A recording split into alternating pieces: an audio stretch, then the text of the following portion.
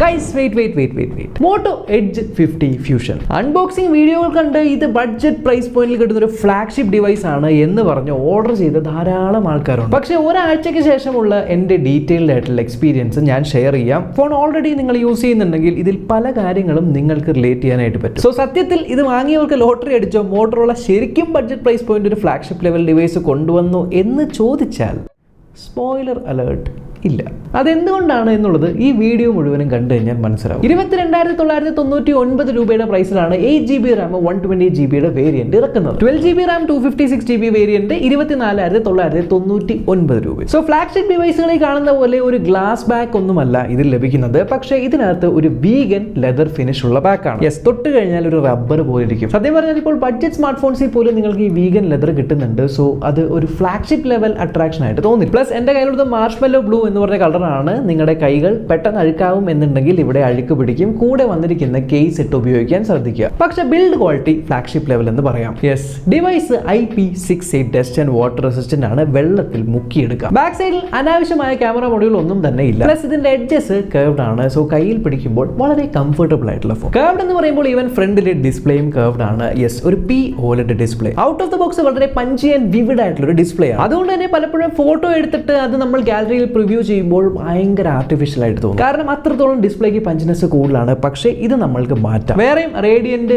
Neutral എന്ന് പറഞ്ഞ modes ഉണ്ട്. നിങ്ങൾക്ക് പഞ്ചിനെസ് ഇഷ്ടമല്ല എങ്കിൽ ആ ഒരു മോഡിലേക്ക് ഇടാം. 6.7 ഇഞ്ചിന്റെ ഡിസ്പ്ലേ ആണ്. HDR സപ്പോർട്ട് ഇല്ല. 1600 നിറ്റ്സിന്റെ പീക്ക് ബ്രൈറ്റ്നസ് ആണ് ഉള്ളത്. ഇൻഡോർ യൂസിൽ യാതൊരു പ്രശ്നവും ഇല്ല എങ്കിലും ഔട്ട്ഡോർ യൂസിൽ ഞാൻ അനുഭവിച്ച ഒരു പ്രശ്നം എന്ന് പറയുന്നത് ഓട്ടോ ബ്രൈറ്റ്നസ്സിലാണ്. വെൽ, മാനുവലി നിങ്ങൾ ബ്രൈറ്റ്നസ് കൂട്ടിയിടുവാണെങ്കിൽ നല്ല വിസിബിലിറ്റി ഔട്ട്ഡോർസിലുണ്ട്. ബട്ട് ഓട്ടോ ബ്രൈറ്റ്നസ് ഉള്ള സമയങ്ങളിൽ ചിലപ്പോൾ നമ്മൾ പുറത്ത് പ്രകാശം കൂടുതലാണെങ്കിൽ ഡിസ്പ്ലേ കുറച്ച് ഡിം ആയിരിക്കും, കാണാൻ കുറച്ച് ബുദ്ധിമുട്ടായിരിക്കും.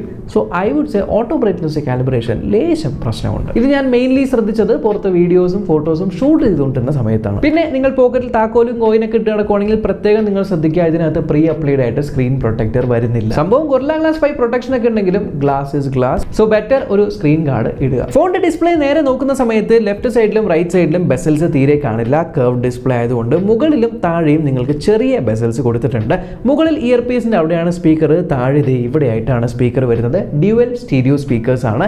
അത്യാവശ്യം ലൗഡ് ആൻഡ് ക്ലിയർ ആയിട്ടുള്ള സ്പീക്കേഴ്സ് ആണ്. പ്ലസ് ഡോൾബി അറ്റ്മോസിന്റെ സപ്പോർട്ടും ഉണ്ട്. പക്ഷേ ഒരു കാര്യം ഞാൻ മോട്ടോറോളനെ അപ്രീഷിയേറ്റ് ചെയ്തിരിക്കുകയാണ്. ഈ ഒരു പ്രൈസ് പോയിന്റിൽ 144 ഹെർട്സിന്റെ റിഫ്രഷ് ആയിട്ടുള്ള ഡിസ്പ്ലേ തരുന്നത് മോട്ടോറോള മാത്രമായിരിക്കും. ആൻഡ് ഈ 144 ഹെർട്സ് UIയിൽ കൺസിസ്റ്റന്റ് ആയിട്ട് എല്ലാ സ്ഥലങ്ങളിലും ലഭിക്കുന്നുണ്ട്. പക്ഷേ ബൈ ഡിഫോൾട്ട് ഓട്ടോ മോഡലായിരിക്കും. അതിൽ 144 ഹെർട്സ് കിട്ടില്ല. നിങ്ങൾ ഡിസ്പ്ലേയിൽ പോയിട്ട് മാനുവലി ഡിസ്പ്ലേ റിഫ്രഷ് റേറ്റ് 144ലേക്ക് ഇട്ട് കഴിഞ്ഞാലായിരിക്കും ഈ ഒരു സ്മൂത്ത് ഫീൽ വരുന്നത്. പക്ഷേ ഒരു കോംപ്രമൈസ് അവിടെ ഉണ്ട്. ആ കോംപ്രമൈസിന് മുന്നേ വേറെ ഒരു ഭീകരമായ ഫ്ലാഗ്ഷിപ്പ് ലെവലിൽ നിന്നും താഴേക്ക് കൊണ്ടുവരുന്ന ഒരു കോംപ്രമൈസ് ആണ് ഇതിന്റെ ഹാപ്റ്റിക്സ്. ഡെഡിക്കേറ്റഡ് ആയിട്ടുള്ള ഒരു ഹാപ്റ്റിക് മോട്ടർ ഇല്ല എന്നുള്ളത് കൊണ്ട് തന്നെ ഇത് യൂസ് ചെയ്യുമ്പോൾ ഹാപ്റ്റിക്സിൽ എന്നുള്ള ആ ഒരു ഫീല് വരും.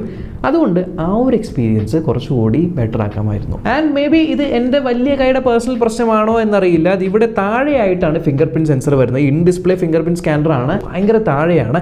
അതുകൊണ്ട് അവിടേക്ക് റീച്ച് ചെയ്യാനായിട്ട് ലേശം ബുദ്ധിമുട്ടുണ്ട്. ആൻഡ് അത്ര ഫാസ്റ്റ് ആയിട്ടുള്ള ഒരു ഇൻ ഡിസ്പ്ലേ ഫിംഗർ പ്രിന്റ് സ്കാനറും അല്ല, അത്യാവശ്യം ഡീസന്റ് ആണ്. ആൻഡ് ഫേസ് അൺലോക്കിന്റെ ഒരു ഓപ്ഷനും ഉണ്ട്. ഇനി പെർഫോമൻസിന്റെ കാര്യത്തിൽ വരുവാണെങ്കിൽ സ്നാപ്ഡ്രാഗൺ 7S Gen 2 ഇത് ഒരു മിഡ് പെർഫോമൻസ് ചിപ്സെറ്റ് ആണ്. AnTuTu സ്കോർ 6.5 lakhs വരെയും എത്തുമെന്ന് പറയുന്നുണ്ടെങ്കിലും എൻ്റെ ടെസ്റ്റ് ഏകദേശം 5.4 lakhs ഒരു AnTuTu സ്കോർ ആണ് വന്നത്. 5.4 lakhs ആണെങ്കിലും നിങ്ങൾക്ക് BGMI ഒക്കെ സുഖമായിട്ട് HDR എക്സ്ട്രീമിൽ കളിക്കാനായിട്ട് വരുന്നുണ്ട്. ബട്ട് കൺസിസ്റ്റന്റ് ആയിട്ട് 60 FPS കിട്ടുമെന്നല്ല, ഫ്രെയിം ഡ്രോപ്സ് അവിടെ ഇവിടെയൊക്കെ നിങ്ങൾക്ക് കാണാം. ബട്ട് സ്റ്റിൽ പ്ലേയബിൾ ആണ്. കളിക്കുന്ന സമയത്ത് അത്യാവശ്യം ഹെവി ആയിട്ട് യൂസ് ചെയ്യുന്ന സമയത്തൊക്കെ ബാക്ക് സൈഡ് ഈ ഒരു പാനൽ ചെറുതായിട്ട് വാം ആവുന്നത് ഫീൽ ചെയ്തിട്ടുണ്ട്. സ്പെസിഫിക് സ്പോട്ടുകളിൽ ചൂടില്ല എങ്കിലും ഓവറോൾ ഇപ്പോൾ നിങ്ങൾ പുറത്ത് ക്യാമറ വെച്ച് വീഡിയോസ് ഒക്കെ റെക്കോർഡ് ചെയ്യുന്നുണ്ട്, ഡയറക്റ്റ് ഔട്ട് സൈഡ് ആണ്, അല്ലെങ്കിൽ ഹെവി ആയിട്ടുള്ള ടാസ്കുകൾ ചെയ്യുന്ന സമയത്ത് ബാക്ക് സൈഡ് പാനൽ വാം ആവുന്ന നമുക്ക് ഫീൽ ചെയ്യുന്നുണ്ട്. ബട്ട് വാം ആവും, കൂളാവും, വീണ്ടും വാം ആവും, കൂളാവും, ആ ഒരു രീതിക്കാണ്. സോ ഒരു പ്രശ്നമായിട്ട് മാറുന്നത്. സോ ഐ വുഡ് സേ ഗെയിമിങ്ങിനാണ് നിങ്ങൾ ഈ ഒരു ഫോൺ എടുക്കുന്നതെങ്കിൽ it's not a heavy gaming phone. പക്ഷേ നോർമൽ യൂസിൽ യാതൊരു പ്രശ്നമില്ല, ബട്ടർ സ്മൂത്ത് ആയിട്ട് ഫോൺ ഓടുന്നുണ്ട്.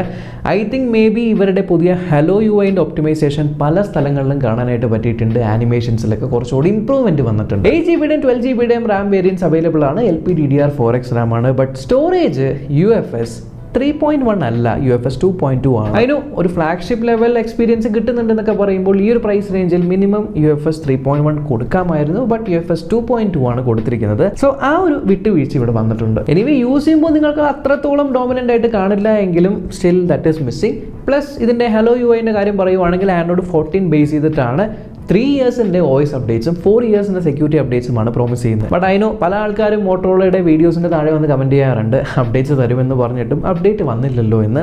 യെസ്, ശരിയാണ്, വളരെ ഇൻഫ്രീക്വൻ്റ് ആയിട്ടുള്ള അപ്ഡേറ്റ്സ് ആണ് മോട്ടോറോള കൊടുക്കുന്നത്. So I still don't know ഇതിലും അങ്ങനെയാണോ എന്ന്, ബട്ട് പ്രോമിസ് ചെയ്യുന്നുണ്ട്. എന്നാൽ അപ്ഡേറ്റ് കിട്ടുന്നോ ഇല്ലയോ ഒരു കാര്യം ഞാൻ പറയാം, ഇതിനകത്തുള്ള UI സൂപ്പറാണ്. അതായത് ബ്ലോട്ട് വെയറും ഇല്ല, ആഡും ഇല്ല, ഒരു clean UI experience.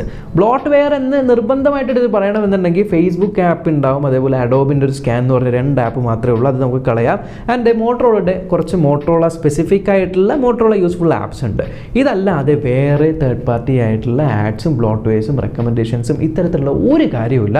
So definitely I would appreciate, ഇത് കിടുവാണ് ഈ ഒരു UI പെർസ്പെക്റ്റീവ്. അതേപോലെ തന്നെ മോട്ടോറോളനെ വീണ്ടും അപ്രീഷിയേറ്റ് ചെയ്യേണ്ട വേറൊരു ഭാഗമാണ് ഈ ഒരു ബാക്ക് സൈഡ്. 15,000 രൂപ 20,000 രൂപയ്ക്ക് ഇപ്പോഴും ഡമ്മി 2 മെഗാ പിക്സലിലെ മാക്രോ ക്യാമറയും ഡെപ്ത് ക്യാമറയും കൊടുത്ത ആൾക്കാരെ പറ്റിച്ചുകൊണ്ടിരിക്കുമ്പോൾ 50 മെഗാ പിക്സലിൽ ഒരു പ്രൈമറി ഒപ്റ്റിക്കൽ ഇമേജ് സ്റ്റെബിലൈസേഷനുള്ള ക്യാമറയും 13 മെഗാ പിക്സലിലെ ഒരു ultra wide camera which is also ആ മാക്രോ ക്യാമറ. ഇതിൽ ഒരു പ്രത്യേകത, ഇതിൽ യൂസ് ചെയ്തിരിക്കുന്ന സെൻസർ സോണിയുടെ ലിറ്റിയ 700C സെൻസറാണ്. ശരിക്കും ഇതിന്റെ വ്യത്യാസം എനിക്ക് മനസ്സിലായത് ഒരേ സ്ഥലത്ത് നിന്നും അൾട്രാ വൈഡിലും പ്രൈമറിയിലും ഫോട്ടോ എടുത്തപ്പോഴാണ്. അൾട്രാ വൈഡിൽ നിങ്ങൾ എടുത്തിട്ട് അത് പ്രൈമറി വെച്ച് കമ്പയർ ചെയ്യുമ്പോൾ ആ ഒരു HDR ഡിഫറൻസും ആ ഒരു കളർ റീപ്രൊഡക്ഷൻ എല്ലാം പ്രൈമറി ക്യാമറയിൽ അടിപൊളിയാണ്. അതുപോലെ അൾട്രാ വൈഡ് വെച്ച് നിങ്ങൾക്ക് നല്ല അൾട്രാ വൈഡ് ഫോട്ടോസ് എടുക്കാൻ പറ്റും എന്ന് മാത്രമല്ല, ക്ലോസപ്പിൽ മാക്രോ ഫോട്ടോസും കിഡു ഡീറ്റെയിൽസ് എടുക്കാൻ പറ്റും. പക്ഷേ 100% പെർഫെക്റ്റ് ആയിട്ടുള്ള ക്യാമറയാണ് എന്ന് എനിക്ക് പറയാൻ പറ്റില്ല. കാരണം ഹ്യൂമൻ സബ്ജക്ട്സ് വരുന്ന സമയത്ത് ഈ ഒരു ഫോട്ടോ ഒക്കെ നിങ്ങൾ ശ്രദ്ധിച്ചു കഴിഞ്ഞാൽ ഭയങ്കര കളർഫുൾ ആയിട്ടുള്ള പോപ്പി ആയിട്ടുള്ള ഫോട്ടോസാണ്. അതായത് എന്താ പറയുക, ഒരു ചെറിയൊരു എക്സാജറേറ്റഡ് ആയിട്ട് നിങ്ങൾക്ക് ഒരു ഫോട്ടോസ് തോന്നും. അത്തരത്തിൽ പഞ്ചി ആയിട്ടുള്ള വിവിഡ് ആയിട്ടുള്ള ബ്രൈറ്റ് ആയിട്ടുള്ള ഫോട്ടോസ് നിങ്ങൾക്ക് ഇഷ്ടമാണെങ്കിൽ കണ്ണും പൂട്ടി നിങ്ങൾക്ക് എടുക്കാം. പക്ഷേ നിങ്ങൾ പോർട്രേറ്റ് മോഡിലേക്ക് സ്വിച്ച് ചെയ്യുന്ന സമയത്ത് എഡ്ജ് ഡിറ്റക്ഷൻ ഒക്കെ അത്യാവശ്യം നല്ലതാണെങ്കിലും എനിക്ക് പലപ്പോഴും ആ ഒരു ഫോട്ടോസിന്റെ ഔട്ട്പുട്ട് പഞ്ചിനെസ് കൂടിയുണ്ട്, ഒരു ആർട്ടിഫിഷ്യൽ ആയിട്ട് തോന്നുന്നുണ്ട്. എൻ്റെ പേഴ്സണൽ പ്രശ്നമാണോ എൻ്റെ കാഴ്ചപ്പാടിന് കുഴപ്പമാണെന്ന് അറിയില്ല, ഫോട്ടോ ഞാൻ കാണിച്ചത് നിങ്ങൾക്കും അതാണ് തോന്നുന്നതെങ്കിൽ ജസ്റ്റ് ഒന്ന് കമന്റ് ചെയ്യുക. അതുകൊണ്ട് തന്നെ ഒരു മോശം ഫോട്ടോ എന്ന് പറയാൻ പറ്റില്ല, നല്ല ഫോട്ടോയാണ്. എന്നാൽ റിയൽ അല്ലെങ്കിൽ നാച്ചുറൽ ലൈക്ക് ഫോട്ടോ ആണോ എന്ന് ചോദിച്ചാൽ നാച്ചുറൽ ലൈക്ക് അല്ല. ബട്ട് ഡയറക്ട്ലി ഇൻസ്റ്റാഗ്രാമിൽ പോസ്റ്റ് ചെയ്യാൻ പറ്റുന്ന ഫോട്ടോസ് ആണെന്ന് വെച്ചാൽ ഡെഫിനറ്റ്ലി. പ്ലസ് പോർട്രേറ്റ് ഫോട്ടോസിൽ ടെലിഫോട്ടോ ക്യാമറ ഇല്ല എങ്കിലും പ്രൈമറി ക്യാമറ ഉപയോഗിച്ച് നിങ്ങൾക്ക് 3 ലെൻസ് ടൈപ്പിൽ 24mm, 35mm, 50mm 3 രീതിയിൽ നിങ്ങൾക്ക് ഫോട്ടോസ് എടുക്കാനായിട്ട് പറ്റും. അതിനോ ശരിക്കും ഒരു ടെലിഫോട്ടോയുടെ അത്ര ഒരു ക്ലാരിറ്റി വരില്ല എങ്കിലും ഈ ഒരു ഫീച്ചർ ഉണ്ട്, ഇറ്റ് ഈസ് യൂസ്ഫുൾ. ബട്ട് സത്യം പറഞ്ഞാൽ പണ്ടത്തെക്കാളും എത്രയോ മോട്ടോറോള ഈ ഒരു ക്യാമറ ഡിപ്പാർട്ട്മെന്റിൽ ഇംപ്രൂവ് ആയിട്ടുണ്ട്. ഈവൻ വീഡിയോ ഡിപ്പാർട്ട്മെന്റിൽ പോലും പുറകിൽ ഒപ്റ്റിക്കൽ ഇമേജ് സ്റ്റെബിലൈസേഷൻ ഉണ്ട്. ഭീകരമായ ഒരു സ്റ്റെബിലൈസേഷൻ പ്രതീക്ഷിക്കേണ്ടെങ്കിലും അത്യാവശ്യം നല്ല സ്റ്റേബിൾ ആയിട്ടുള്ള വീഡിയോ ഫുട്ടേജ് നിങ്ങൾക്ക് ബാക്ക് സൈഡ് ക്യാമറയിൽ 4K 30fps വീഡിയോസ് ഷൂട്ട് ചെയ്യാം, 1080p 60fps വീഡിയോസ് ഷൂട്ട് ചെയ്യാൻ പറ്റും. ഇനി അതേപോലെ ഫ്രണ്ടിൽ 32 മെഗാ പിക്സലിന്റെ സെൽഫി ക്യാമറയാണ്. Selfie photo is also actually nice, നല്ലൊരു ക്ലാരിറ്റി, നല്ല ഷാർപ്പ്. പ്ലസ് ഡയറക്റ്റ് പുറകിൽ സ്കൈ വെച്ചിട്ട് HDR ട്രൈ ചെയ്യാൻ ഫോട്ടോസ് എടുത്തപ്പോൾ പോലും നല്ല ഔട്ട്പുട്ട് വരുന്നുണ്ട്. പക്ഷേ ഫ്രണ്ടിലും നിങ്ങൾക്ക് 4K 30fps വീഡിയോ കിട്ടുന്നുണ്ടെങ്കിൽ ഫ്രണ്ടിൽ 1080p 60fps ഓപ്ഷൻ നിങ്ങൾക്ക് കിട്ടില്ല. ഒന്നിൽ 4K 30 അല്ലെങ്കിൽ 1080p 30. But still front camera ഒക്കെ പണ്ടത്തെ പോലെയല്ല, സ്കിൻ ടോൺസും കാര്യങ്ങളെല്ലാം നല്ല പോലെ ഇപ്രാവശ്യം മാനേജ് ചെയ്യുന്നുണ്ട്.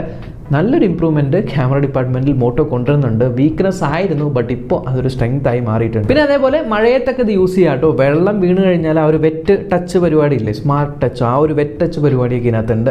വെള്ളം വീണ് കഴിഞ്ഞാൽ നിങ്ങൾക്ക് ടച്ച് വർക്കാവും. പ്ലസ് ഇതിനകത്ത് Wi-Fi 6 സപ്പോർട്ട് ഉണ്ട്.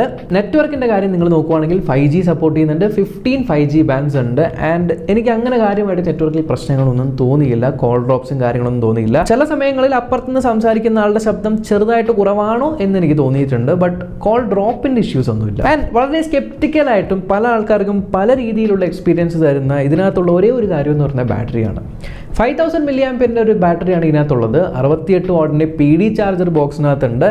അതുകൊണ്ട് നിങ്ങൾക്ക് 15 മിനിറ്റ്സിൽ 50%, ഏകദേശം 40-45 മിനിറ്റിൽ 100% ചാർജ് ചെയ്യാനായിട്ട് പറ്റും. ബട്ട് ഇതിന്റെ ബാറ്ററി ബാക്കപ്പ് പല ആൾക്കാർക്കും പല രീതിയിലാണ്. 144 ഹെർട്സിലാണ് നിങ്ങൾ ഇട്ട് യൂസ് ചെയ്യുന്നതെങ്കിൽ ഡെഫിനറ്റ്ലി ഒരു ദിവസം 2 പ്രാവശ്യം ചാർജ് ചെയ്യേണ്ടി വരും. ബട്ട് ഓട്ടോ മോഡിലാണ് നിങ്ങൾ ഇട്ട് യൂസ് ചെയ്യുന്നത്, ഹെവി ഗെയിമിംഗ് ഒന്നുമില്ല, ഒരു നോർമൽ യൂസ് ആണെങ്കിൽ സുഖമായിട്ട് നിങ്ങൾക്ക് 1 ഡേ ഫുള്ള് കണ്ടിന്യൂ ചെയ്ത് തീർക്കാൻ പറ്റും. അല്ല ഹെവി ഗെയിമിംഗ് കാര്യങ്ങളൊക്കെ ഉണ്ട് എന്നുണ്ടെങ്കിൽ മോർണിംഗ് ചാർജ് ചെയ്താൽ ഏകദേശം ഈവനിങ്ങോട് കൂടിയിട്ട് സംഭവം ഒന്ന് ഡെഡ് ആവാനുള്ള സാധ്യതയുണ്ട്. അതുകൊണ്ട് തന്നെ ബാറ്ററി ലൈഫ് ഇംപ്രസീവ് ആണെന്ന് വെച്ചാൽ അത്ര ഇംപ്രസീവ് എന്ന് എനിക്ക് പറയാൻ പറ്റില്ല. കമ്പയർഡ് ടു ബാക്കി ഡിവൈസുകൾ ഞാൻ യൂസ് ചെയ്യുന്ന സമയത്ത് എനിക്ക് അത്ര ഇംപ്രസീവായിട്ട് തോന്നിയില്ല. ബട്ട് മോശമാണെന്ന് വെച്ചാൽ മോശമൊന്നുമല്ല. സുഖമായിട്ട് നിങ്ങൾക്കൊക്കെ 1 day ഒക്കെ സുഖമായിട്ട് ലാസ്റ്റ് ചെയ്യാനായിട്ട് പറ്റും. പിന്നെ മെമ്മറി കാർഡ് ഇടാനൊരു ഓപ്ഷൻ ഇല്ല കേട്ടോ. 2 നാനോ സിമ്മാണ്. അതേപോലെ ഇതിനകത്ത് NFC-യുടെ സപ്പോർട്ട് ഉണ്ട്. ടാപ്പ് ആൻഡ് പേയും കാര്യങ്ങളെല്ലാം ചെയ്യാം. സോ 22,999 രൂപ. ICICI ബാങ്കിൻ്റെ ക്രെഡിറ്റ് കാർഡ് അതേപോലെ EMI-ലൊക്കെ 2000 ഓഫർ കൊടുക്കുന്നുണ്ട്.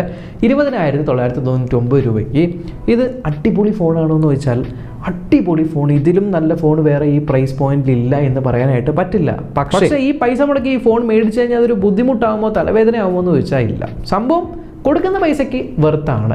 ബട്ട് സ്പെസിഫിക് യൂസ് ഇപ്പോൾ ഗെയിമിങ്ങിന് വേണ്ടി മാത്രം അല്ലെങ്കിൽ ഫോട്ടോഗ്രാഫി ക്യാമറയ്ക്ക് വേണ്ടി മാത്രം എന്നുള്ളൊരു ടാർഗറ്റഡ് ഓഡിയൻസ് ആണെങ്കിൽ നിങ്ങളിത് എടുക്കണ്ട. അല്ലാതെ ഒരു ജനറൽ പർപ്പസിന് എനിക്ക് നല്ലൊരു ക്ലീൻ UI ഉള്ള ഫോൺ വേണമെന്നുണ്ടെങ്കിൽ this is definitely A good bye. And already ഈ ഫോൺ യൂസ് ചെയ്യുന്ന കുറേ ആൾക്കാർ ഈ വീഡിയോ കാണുന്നുണ്ടാവും. നിങ്ങൾക്ക് എന്താ തോന്നുന്നു? ഞാൻ പറഞ്ഞ കാര്യം റിലേറ്റ് ചെയ്യാൻ പറ്റുന്നുണ്ടോ? ഇതല്ലാതെ എന്തെങ്കിലും കാര്യം മിസ് ചെയ്തിട്ടുണ്ടെങ്കിൽ ഡെഫിനറ്റ്ലി കമൻറ്റിലൂടെ അറിയിച്ച് മറ്റുള്ളവരെ സഹായിക്കുക. അത്രയുള്ളൊരു വീഡിയോ അടുത്ത വീഡിയോ കൂടെ കാണാം. ബൈ.